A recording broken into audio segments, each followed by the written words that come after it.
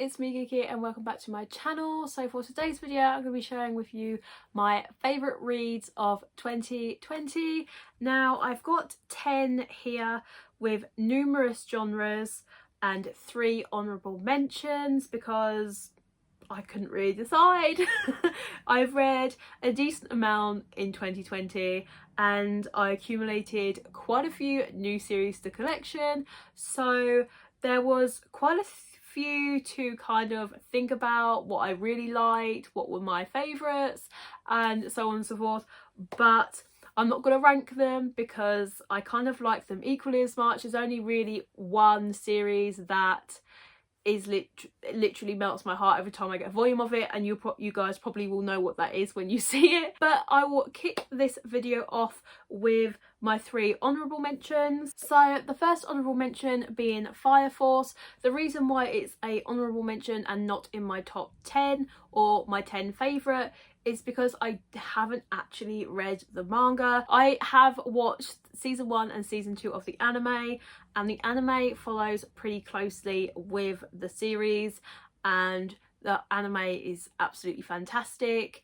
It's a great battle shonen that kind of got swept under the rug with loads of other anime coming out in the same season, unfortunately, but it is absolutely fantastic. It's done by the same author that does Soul Eater, so if you are a fan of Soul Eater, check this out. In my opinion, this is a lot better. It follows a young guy whose mother turns into a fire demon, basically spontaneously combusts and turn into a demon, and essentially dies along with his younger brother, and he wants to find out why and what happened to his family, so he joins the firefighters squad 8, I think it's called, or something along those lines, and he basically has to try and find out what happens and why these people are spontaneously combusting and turning into demons. And the power system in this series is interesting. They all have different fire powers. It's very funny, it's a little bit ecchi, it's got a lot of action. It's just a fantastic read in my opinion, and why I popped it in this list. Next up is one that I have read digitally and just read in 2021 physically, so it's kind of cheating, kind of not, but I did read it digitally in 2020, and that is Spy X Family. If you haven't heard of Spy X Family, have you been sleeping under a rock for the past few months? This is an absolutely fantastic shonen series, a shonen comedy, action comedy. It's so funny. Our little girl character that's in this series makes the most hilarious faces. It follows this guy on the front, Twilight. He's a spy and is given a mission to infiltrate a school to, I believe, assassinate or interrogate a father to one of the kids that goes to this school. So in order to complete his mission, he needs to have a child, have a family, and have that child enter into the school. So he goes to an orphanage, finds this girl called Anya, and she is in fact a telepath, and then he has to find a wife. So he finds this lady called Yor, and she is in fact an assassin. This series is so funny. The dynamics between all 3 characters are hilarious. The telepathic girl is the only one that knows what her parents' jobs are, so Twilight doesn't know what Yor's job is, and vice versa. The first volume was absolutely fantastic. I've read up to, I believe, halfway through volume 3 digitally and loved it. I stopped and I decided to continue with it physically. It's a fantastic shonen, a great introduction to shonen if you are a shoujo reader. It's got a lot of comedy. It's just an all-round good hitter for me, in my opinion. It's been a fantastic read so far, and I will continue to collect it and enjoy it, hopefully. So next up and finally on my honourable mentions is Jojo's Bizarre Adventure, part 4, Diamond is Unbreakable. The reason why it's in here is because I just haven't read the first 3 parts yet. I watched it in anime only form. Not to say that it's not good, I just personally haven't read it. I have thoroughly enjoyed this. This series follows the Josuke family and all their adventures through their lineage. Part 3 introduces a power system of stands, and then part 4 we meet a character, I think it's Josuke?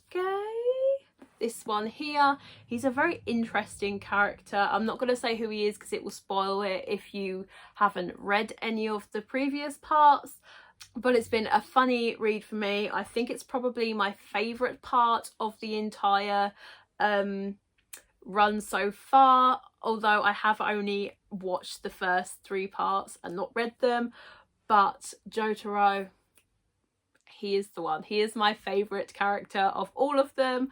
But this particular part, I really dislike our main antagonist. He's super freaky, has a very strange obsession with women's certain body parts of a woman. It's very, very weird and creepy, and I don't like it.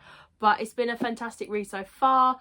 So yeah, that is Jojo's Bizarre Adventure. So kicking off my top 10 favourite reads of 2020, we start with Sweat and Soap by Kentetsu Yamada. This follows a young couple in their 20s, this girl called Asako and this gentleman on the front here.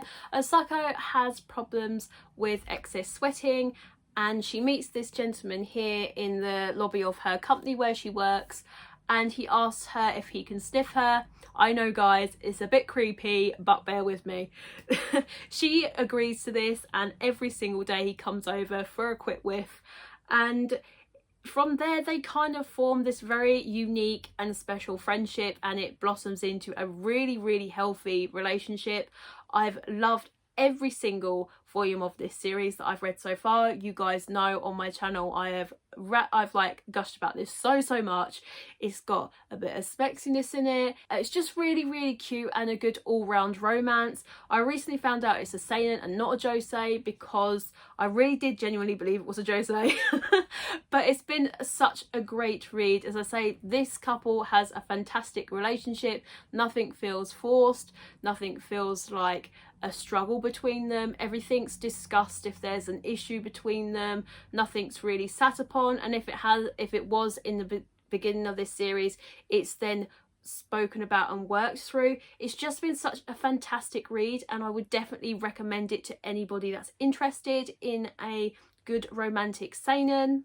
The second series in my favourite reads is Lei Matsunagasan. Now I found this in the latter half of last year, and I think most of these might be from the latter half of last year, and this is an age gap romance. It follows Matsunaga-san and Miko on the front. Miko has some issues with her family. Her family is looking after her ill grandmother, so she moves into her uncle's boarding house, and from there she meets Matsunaga-san and she starts to develop feelings for him. However, he is fully aware that she is in high school and he is only 26, 27.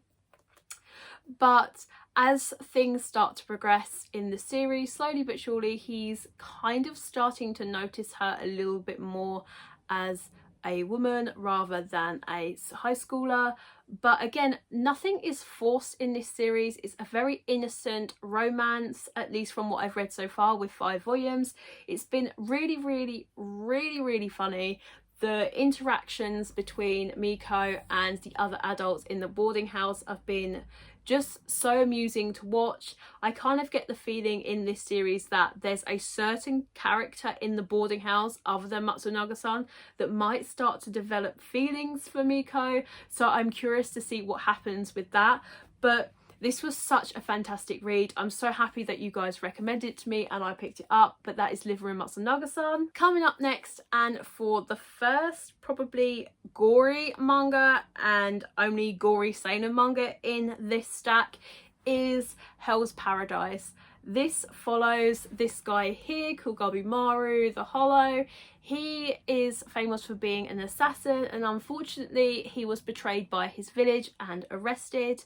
During that time he is sentenced to death, and this young lady on the back here tries to kill him numerous times by burning him, trying to like decapitate him, and numerous other torturous sort of ways of killing him.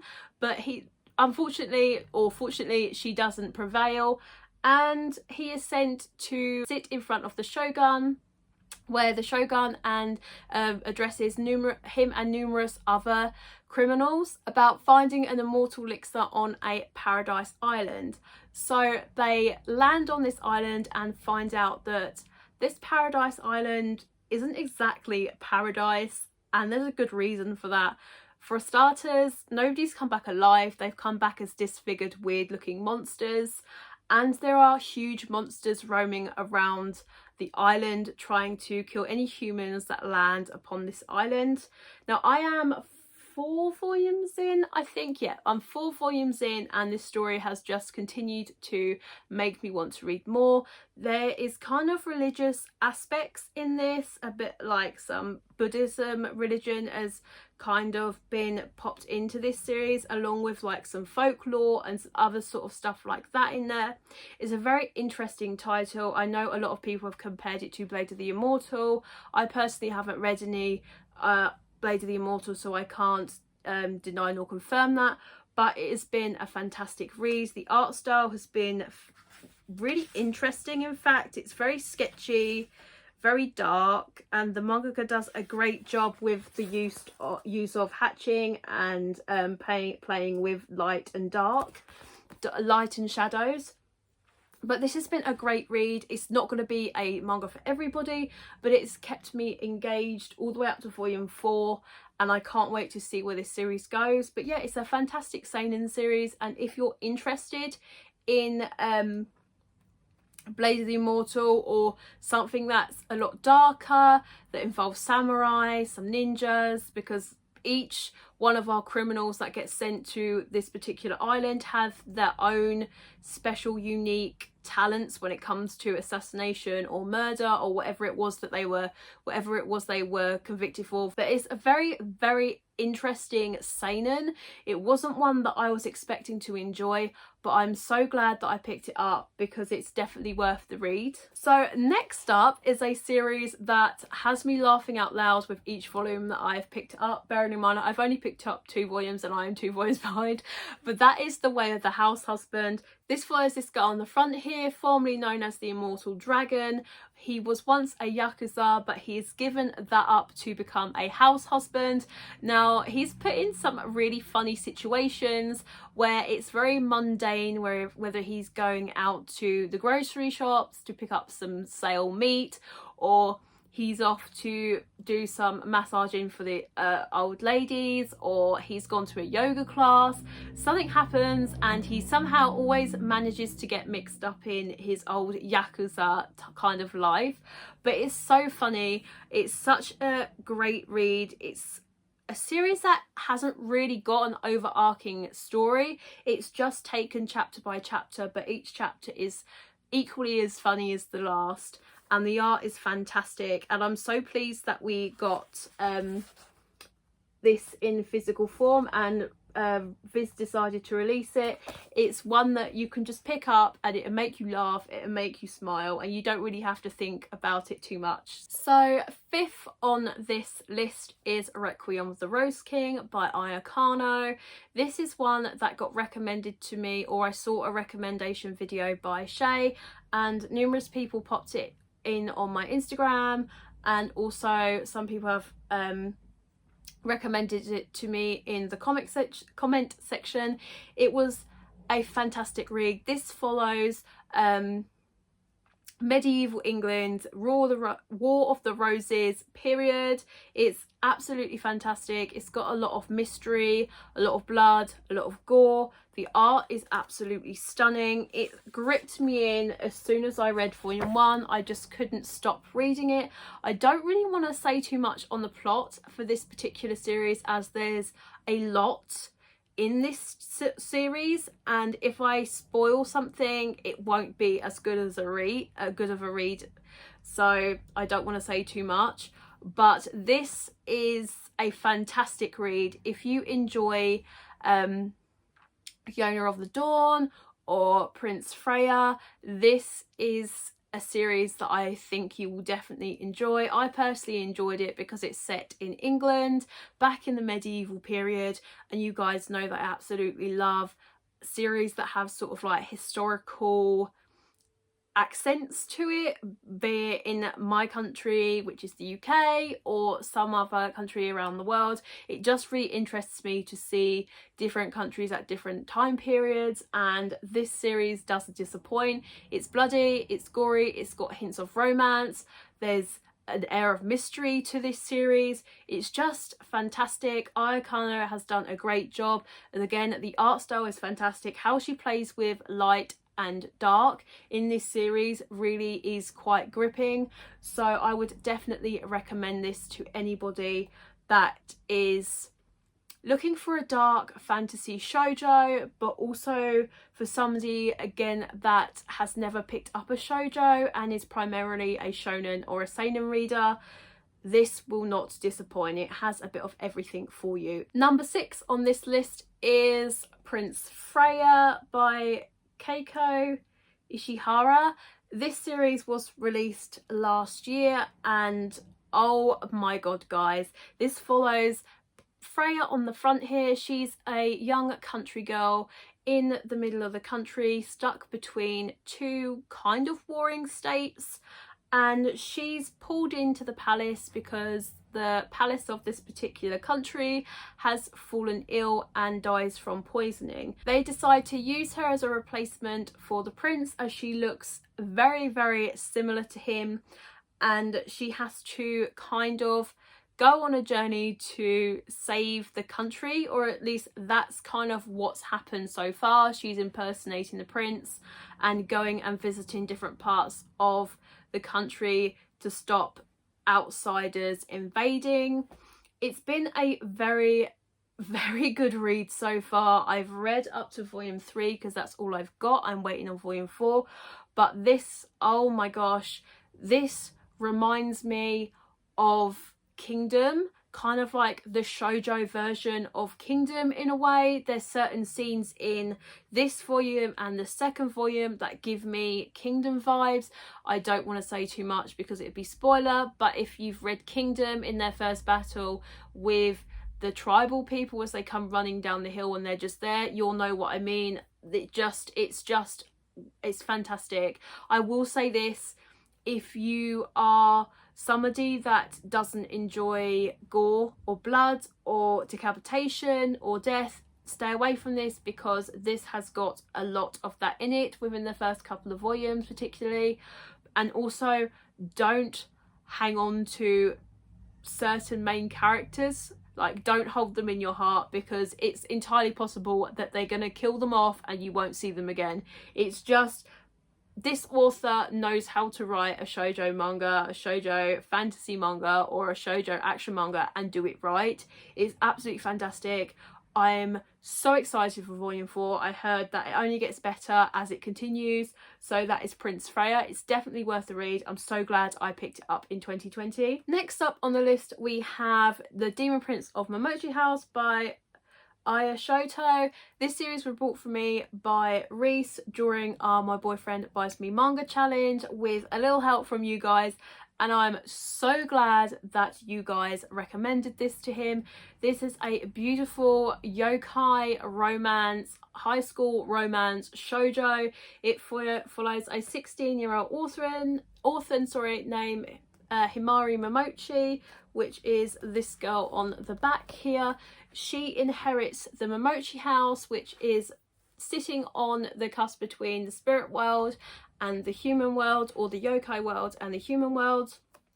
When she rocks into her new house, she finds that she's not the only one in there, and there are kind of squatters living in the house, but she later finds out that that is not the case, and she moves into the house and lives with Aoi, which is he is actually a Nue who looks after the house and protects the human world from the yokai world and the yokai world from the human world.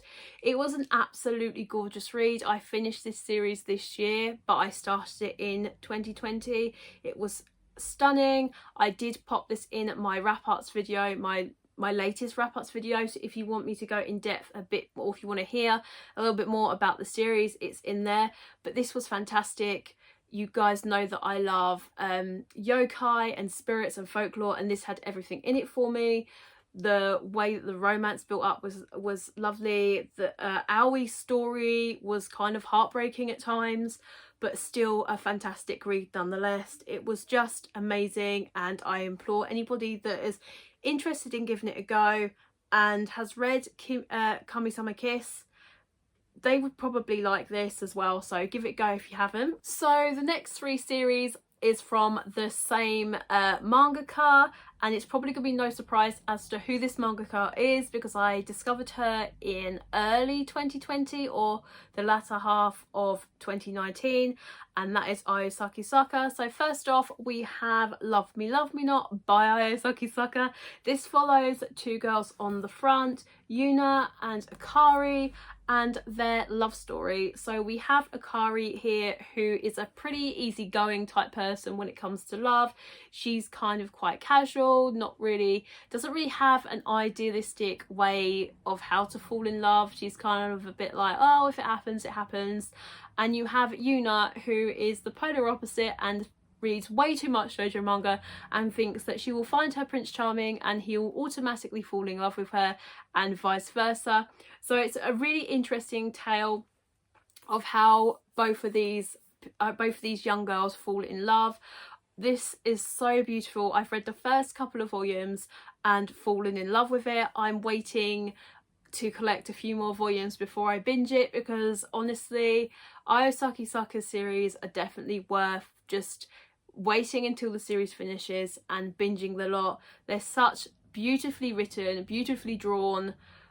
They just warm my heart every time I read them, make me smile, make me have butterflies. They're just so lovely. I love that in this particular series that Viz has left an bit written by the author, and the author says that she wanted to write a series for her viewers and her readers, that shows that there's no one way of falling in love, that you can fall in love and it doesn't have to be a certain way.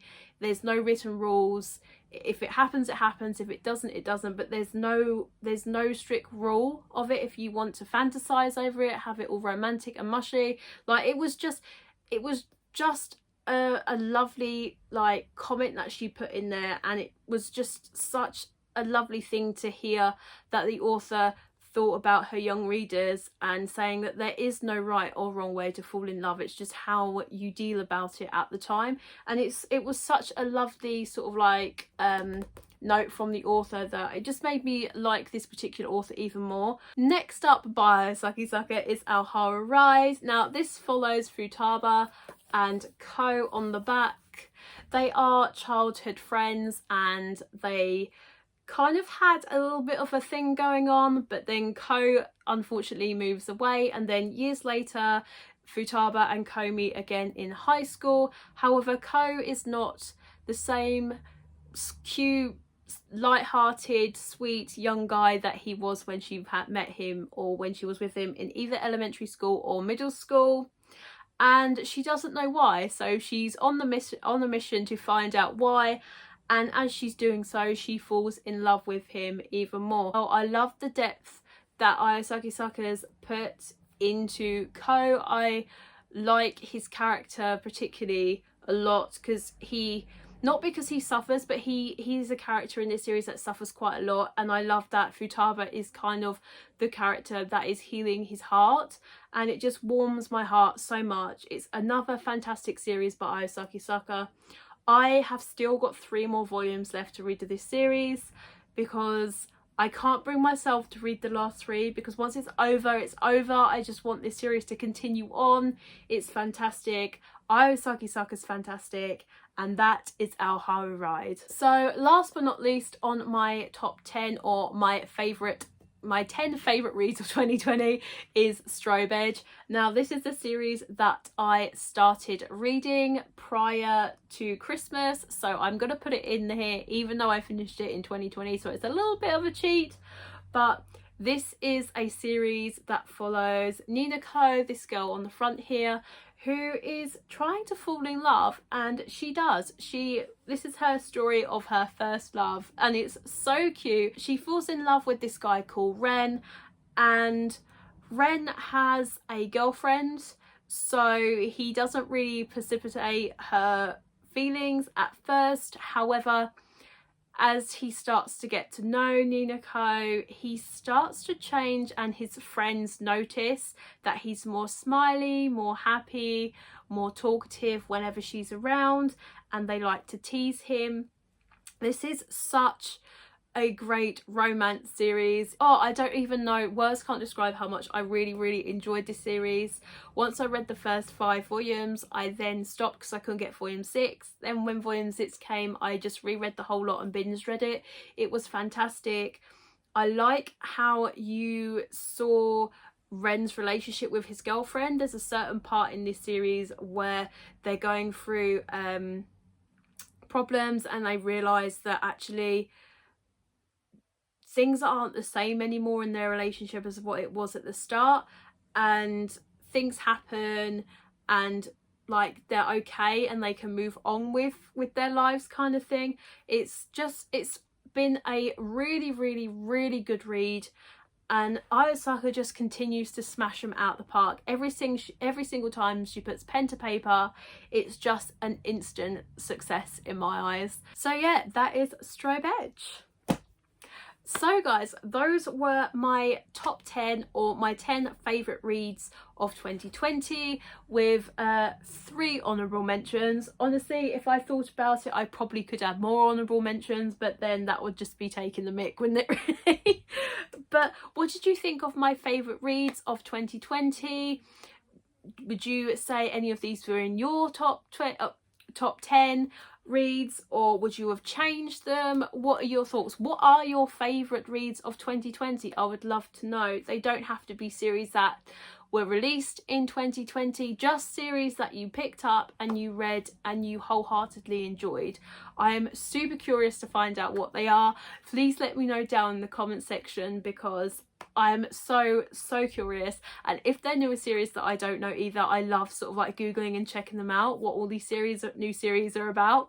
But yeah guys, so I hope you guys are happy and healthy. On a side note, if you want to support the channel, there is affiliate links down in the comment section down below. So if you want to support the channel, please use it, but if you don't, that's totally okay. But yeah guys, I hope you're staying well and looking after yourself. So until next time guys, see ya.